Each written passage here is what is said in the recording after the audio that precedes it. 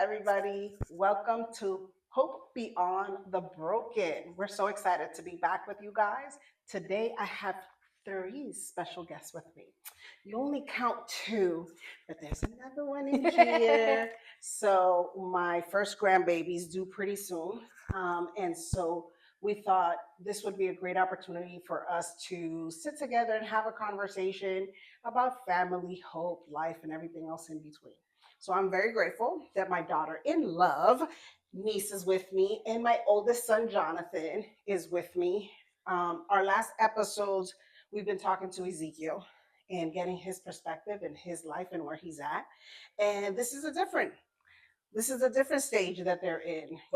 They've been married for about 4 years and having their first baby. And so I just live through their experiences because they've had a pretty good experience. So I'm very grateful that they've taken the opportunity to sit with me and talk with me today. And so we're going to keep it casual and just ask them some questions. On purpose, I didn't even tell them what I was going to ask just because I wanted them to be spontaneous and kind of tell me their first answer to something. And so that's the reason why. I'm gonna fail. No, It's not pass or fail. This is a surprise pop quiz. No surprise pop quiz. Oh, so this is the one time we're both nervous Nancy's together. I I'm love not that. nervous. I just know I'm gonna fail. Oh, well, I'm a nervous Nancy, so. No, we'll be fine. We'll be fine. So the first question that I wanted to ask you guys was, what did you think when I told you guys that I was going to be doing a pod with Didi? Oh. Just like, what was your reaction? Because, you guys have two different kinds of views of me.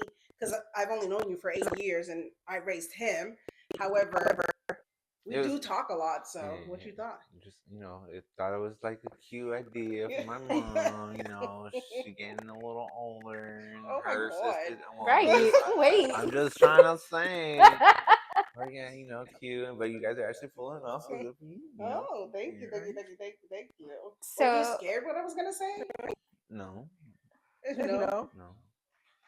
if I recall, it was around New Year's when you told us. Mm-hmm. And I just remember the excitement that you had about the idea and the concept. And it's like, this is my goal. This is how we're going to make it happen. Me and Sarai are excited. And I'm just like, you know what? If that is what you want, go for it. Because there's so many people that come up with an idea and it just stays an idea. Yeah. And I'm proud of you both for getting as far as you guys have. Thank you. It's been a daily faith decision to do this because you have to be vulnerable. You're going to talk about hope and you're going to talk about life and you have anything to say about anything. You have to be vulnerable and have to be out there to be able to do that.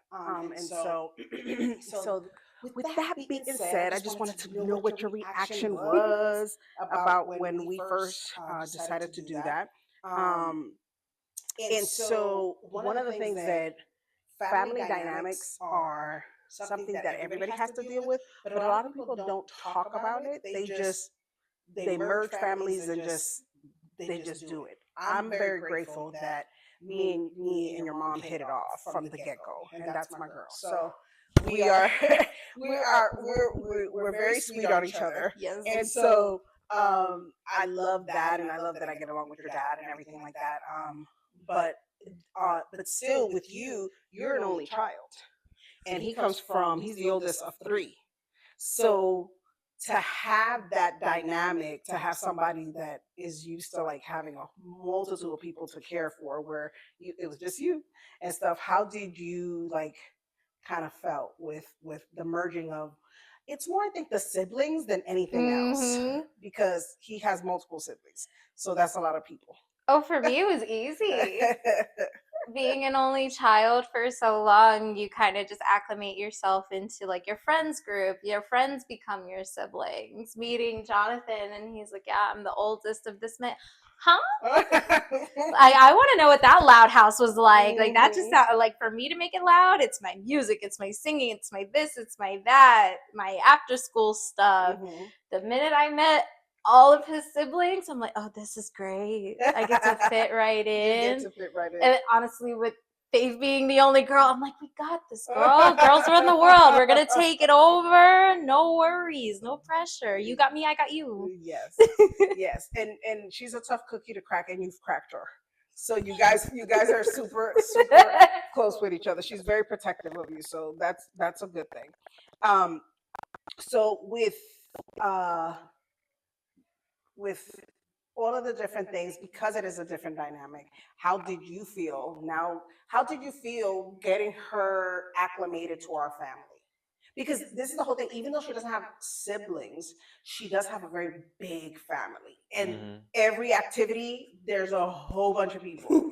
So I'm used to being around a lot of people, but how did you acclimate to her family vibes?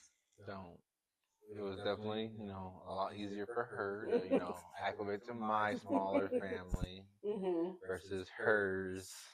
I still don't know all their names. But I can make friends wherever I go. So Yeah. it's not hard to, put on a smile and shake hands and meet them, get cool with everybody like I always do. Yeah, absolutely. I think that being a big brother kind of puts you in a place where you're always being the first to everything. So it kind of helps you as you get older to acclimate a little faster because you're the first to everything. So he is also the first one to get married, the 1st one to have a baby. Yeah. So you're still the first. That's a good thing. I don't think he realizes his leadership role. He Yeah. very much says it's like, okay, second in command. Sir, you're the oldest. Yes. You've got this. It I is have natural enough knack. It is responsibility. natural knack Exactly. He is inside of you. Yes, it's very easy for him to be a Yes. leader and walk into that space because he does it so effortlessly that he doesn't think of it as like I'm the leader. But Exactly. what he doesn't realize is that his brother and his sister he kind of can gauge the temperature of everybody and can kind of 100%. manage everybody's personalities and expectation and be able to lead them to do what he needs them to do. And he doesn't have to argue, he doesn't have to yell at them. I hope. And he doesn't realize that since a very young age, he's always been a leader. He has always walked in a way that it's like, this is how it's going to be, and you guys are going to just follow. Exactly. And he hasn't really gotten a lot of pushback. I don't think, even with Faith, I don't think he's ever had very much. If pushback. anything, I feel like I would be his pushback. Because I always say he's very yin to my yang, that I am just not always. Can I be the black one? I'm never. Yes. Yes. Look, you're wearing the black shirt. I've got the white outfit on. Hey. It was set up this way. You're welcome. Yes. And I think it just comes from the idea of me being an only child too, that this was my one set way. Somebody diverting or trying to show me different. I was, what do you mean? But then seeing how it actually works, I'm like, oh, and you did it so calmly. There was no stress behind it. It was all done with a smile 9 times out of 10. So yeah, if anything, I'm his pushback compared to his siblings. Correct. And it's good. We always need at least that one person that's always going to call us to the mat and be like, hey, hold you accountable, and be like, hey, or even push an idea that may you not be comfortable with. Healthy challenge. Yes, a healthy challenge is always good. I think you guys have maneuvered that part of your relationship very well. I think that in growing a relationship, you also growing your relationship with your in-laws. And I think that it stretches you as individuals to, yes, we're going to listen to our in-laws. However, we have to make our own decision. You know what I'm saying? Even though everybody has an opinion. 100%. And everybody already knows because I've already said this before. I was always very opinionated in my life with everything. And as my kids grew older, I realized that I no longer can parent them, but had to be of a support system. And so, yes, at the beginning, I think I probably had opinions. Then over the years, I kind of backed off a little bit, and I was like, I'm gonna wait until they talk to me about it, and then I'll have you guys ask me, because I feel like as in-laws, it's better to be asked what your opinion is, because now you're ready to hear what you have to say versus always telling you, no, this is how it needs to be done, or this is how I would like it to be done. You know what I'm saying? If that's how you like, do it for yourself, because that's your own life. You do your own thing. But now you guys are your own unit, your own family. And from the beginning, I've always been an advocate of what is going to keep you guys united, what is going to be help you guys communicate better. And if I can be a help in that process, that's where I want to be helpful, right? Not with my opinions, but how do we better understand each other, right? And so I think that that's been my biggest thing, especially since you guys got married. That was always my thing. I was like, how can I help for you guys to communicate better? You know what I'm saying? Because you both have different ways of communicating. And so um, I wanted to make sure that I created a safe environment for both of you to tell me, because I wanted him to feel safe enough to say, hey, this is how I'm feeling, and him know that that was not going to change my opinion about you, as well as you tell me whatever you need to tell me. Is not, I'm not going to look at him any different. I'm not going to look at you any different. However, I just want to be there to support you guys, right? And to be there to nurture the relationship along, because tough times are going to come. You know what I'm saying? Little things that look insignificant to us right now may not be insignificant later on, especially when you have a child. That takes a lot of focus and other decisions that you guys have to make.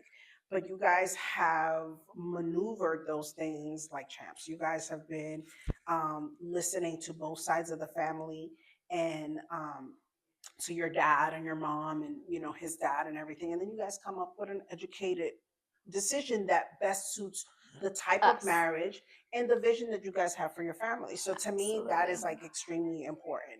And so I'm very happy that you guys have gotten to that place with that. I will say, I think Jonathan and I are both very fortunate that we have as much guidance and different levels of wisdom to our circumstances to bring us into just all these different perspectives that can really help us in a marriage, regardless of anything. And it Correct. comes from unbiased, completely places. It always comes out of love, no judgment. Not everybody has that, so I Yeah. will definitely preach on how fortunate we are. And honestly, not everybody has their parents in their lives to this day, so that's a Correct. whole nother blessing in itself, that we Yeah. get to really experience this journey amongst our marriage, amongst the beginning process of parenthood, that we have all of you in our lives.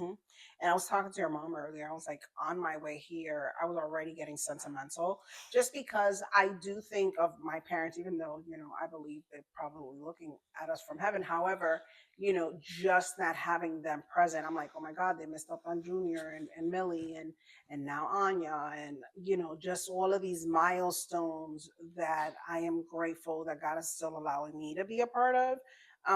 But I do think of my parents, because I was like, that regardless of how everything went down and how the short life that they left a legacy behind, that all of their grandkids are able to like walk on this earth with their head high. Like, we come from a great legacy, and we're still continuing our beliefs and how we live our lives.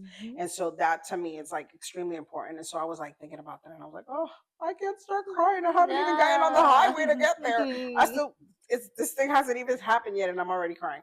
So that was one of the reasons why I was like, okay, let me just get it all together and stuff like that.